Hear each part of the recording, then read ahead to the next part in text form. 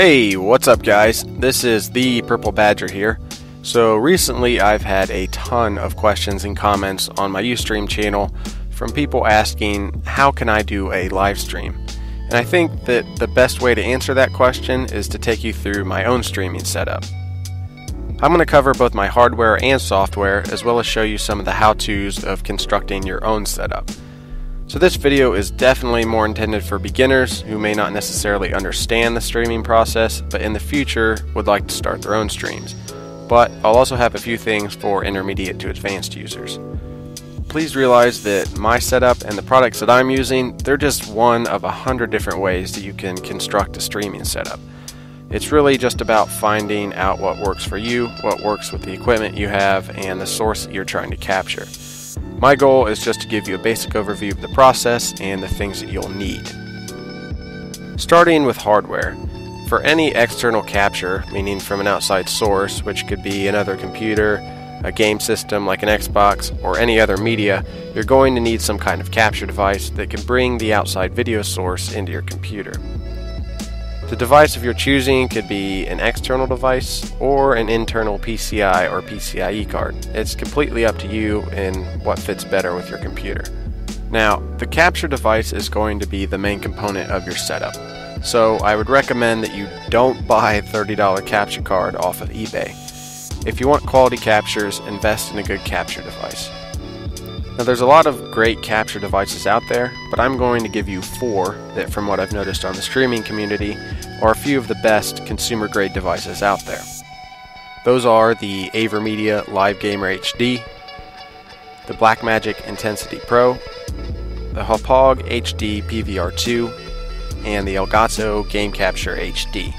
And again, it's not that these are the only good capture devices on the market.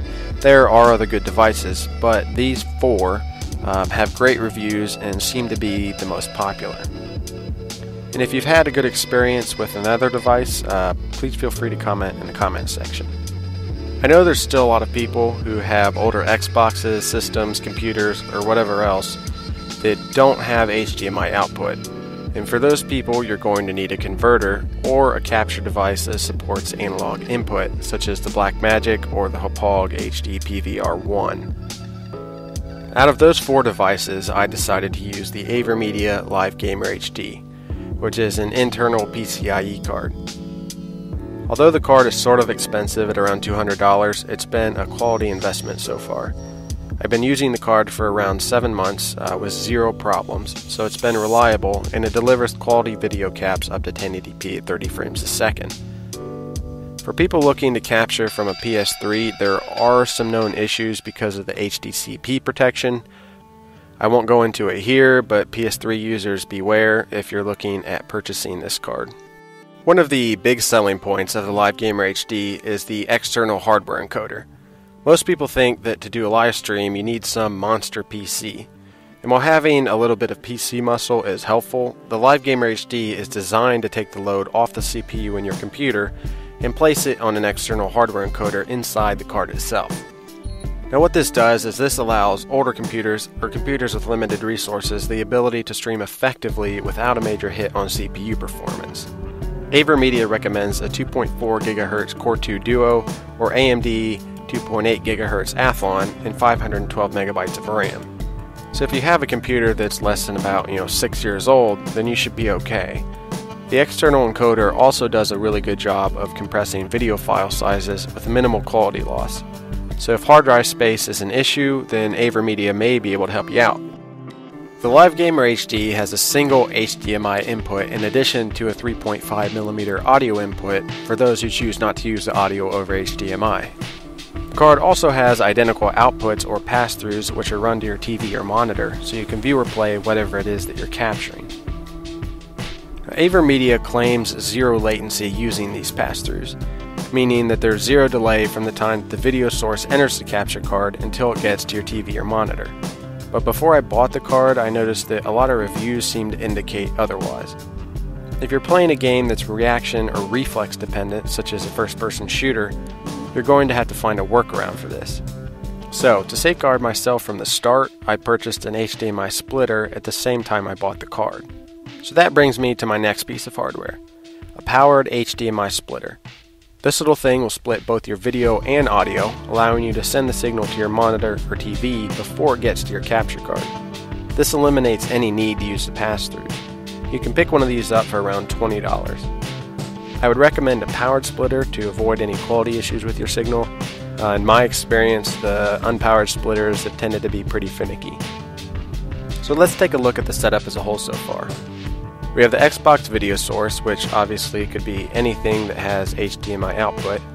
But for example, we have the Xbox video source through HDMI, which runs to the powered splitter, which in turn sends a signal to both the computer/capture card and the monitor. Once you have the video source in your computer, you can compose it in a streaming program and send it off to a streaming provider on the internet. Audio from the 360 is passed along in the HDMI cable with the video source to the capture card. However, it's also passed via the optical audio out to my headphones. It's one nice thing about the Xbox 360. You can use multiple audio outputs at the same time, and there's a ton of different cables and connectors for the 360, so it shouldn't be hard to find what you need for your setup, whether that be TV, audio, headphones, surround sound, or other. Lastly, if you plan on broadcasting video of yourself, you're going to need a webcam of some sort and also a decent microphone. Most people who broadcast video games will probably find that their headsets work just fine for this. Moving on to software. The main software component of your stream is going to be a streaming program. And AverMedia offers an out-of-the-box software that comes with a LiveGamer HD called Rec Central, which will allow you to make your captures and even stream straight from the program itself, which is pretty cool. But for streaming, I wanted a program that had a bit more flexibility and some additional features. What I came across was a program called Xsplit. Xsplit is a clean, simple, easy-to-use program that has plenty of features, and over the past year has gained quite a bit of popularity among broadcasters. Now, I won't dive deep in how to use Xsplit because there are a lot of detailed videos already out there, but I will go through some of the basics. Xsplit has a limited feature, free of charge version that's great for trying out the program. If you want the full version, you can expect to pay around $40 for an annual license, depending on what type of promotions they're offering. When you first start Xsplit, it'll open to the window that you see here. This is where you have what's called your stage. This is where incoming sources are visually displayed. On the bottom right, you have your scenes, and on the bottom left, the sources of each scene are listed. Now, it's super easy to create a scene, rename it, and then add other sources such as text, images, or video, among other things. Just like that. And then when you save the presentation, the scene configurations are saved as well. Very simple stuff, just the way we like it. In any streaming program, there's going to be a place where you can adjust video quality, bit rates, and so forth. In Xsplit, after you set up an account with a streaming provider, you can do so here at the Edit Channels window. The video encoding settings are where you'll balance and fine-tune your stream. But first you need to address the single most important issue of live streaming. That's your internet speeds. Your internet will play the biggest role in the quality of your stream. So head over to speedtest.net or whatever bandwidth tool you use to see what kind of speeds you have. Xsplit recommends that for an HD 1280 by 720 stream, you have no less than the 1500 kilobit per second upstream bandwidth, and that's just for the stream traffic alone. You also have to account for the bandwidth use of the game that you're playing, along with any other traffic on your network. Now, if you exceed your total bandwidth, two things could happen. You're either going to start lagging in-game, or your stream's going to start dropping frames to compensate. Most likely a combination of both, and neither of which you want to happen. I'm sure that some of you noticed that I've actually lowballed my recommended bit rates just slightly, but that's because I really don't have much of a choice. My internet just plain sucks. So with my max bit rate at about 1400 kilobit per second, and allowing about 500 kilobit per second for my Xbox or other games, my total upload bandwidth of about 2000 kbps or 2 megabit dries up pretty quickly.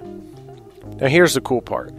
The reason I'm able to lowball my bit rates and still get a good quality stream is because what my internet connection lacks, I can make up for in the raw muscle of my PC. If you have a powerful PC, you can change this setting in XSplit right here, the encoder preset, and use a slow encoding process. This in turn gives you a more compressed, better quality video, but at the expense of your computer's processor.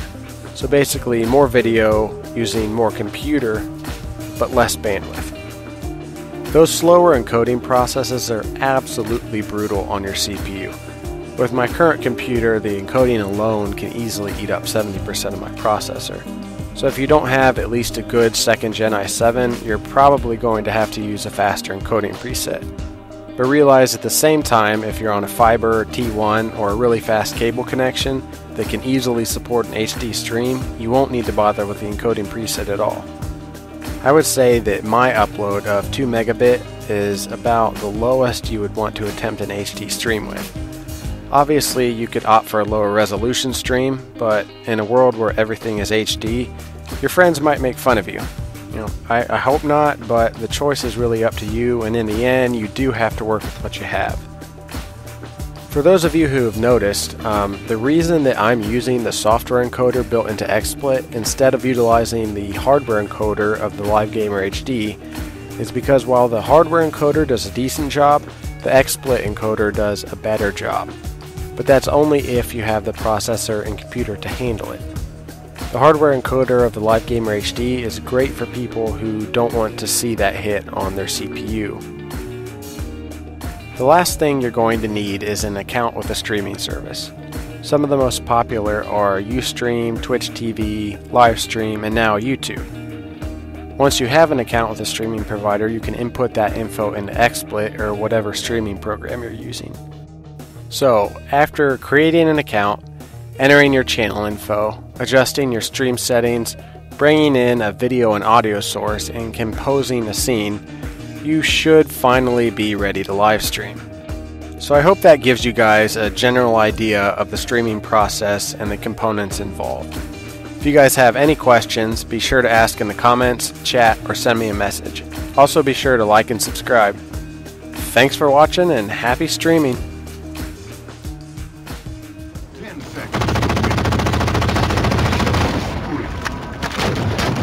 Oh, you're getting teabagged right here. Teabag that kid. That was Phil. That was Phil. Oh, you like my nuts in your face? Oh, do you? Oh, you like that? Is that good? Is that good?